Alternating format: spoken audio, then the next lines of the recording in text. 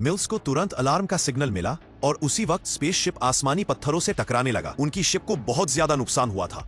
Mills खराब होते system पर कंट्रोल पाने की पूरी कोशिश कर रहा था, लेकिन बदकिस्मती से वह कामयाब नहीं हुआ। कोई और ऑप्शन था नहीं तो उसे इमरजेंसी लैंडिंग करनी पड़ी, वो भी एक अनजाने प्लेनेट पर। अब स्पेसशिप नीचे की तरफ क्रैश होते हुए दो हिस्सों में टूट गई और होश खोने से पहले मिल्स की आंखों के सामने सिर्फ उसकी बेटी की यादें आ रही थी। फिर कुछ समय बाद मिल्स को होश आया और उसने अपने पेट में फंसे हुए लोहे के टुकड़े को निकाला। फिर वह अपने जख्मों का इलाज करने लगा। फिर उसने अपना स्पेस सूट दोबारा से पहन लिया और जहाज की अच्छे से जांच करने लगा। तभी उसे यह बात समझ आई कि स्पेसशिप पर कई जरूरी हिस्से गायब है। मिल्स ने अपनी सुरक्षा के लिए हथियार उठाया और स्पेसशिप से बाहर कूद पड़ा। बाहर निकलते ही उसे अपने पूरे क्रू की लाशें दिखाई दी। यह देखकर वह भौचक्का रह गया। इसके बाद उसने घबराते हुए अपने प्लेनेट पर सिग्नल भेजा और फिर अपना स्पेस सूट भी उतार दिया। हैरानी की बात यह थी कि इस प्लेनेट का वातावरण सांस लेने लायक था।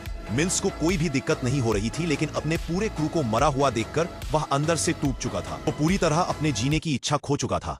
लेकिन फिर अपने परिवार के बारे में सोचकर वह रुक गया। वो अपनी बेटी के भेजे हुए कुछ वीडियोस देखने लगा, जिस वजह से उसकी आंखों से आंसू आ गए। कुछ ही पल बाद मिल्स को अपने सिस्टम पर एक सिग्नल मिला और वह तुरंत ही अपनी आंखों में उम्मीद लिए उस जगह की तरफ भागा।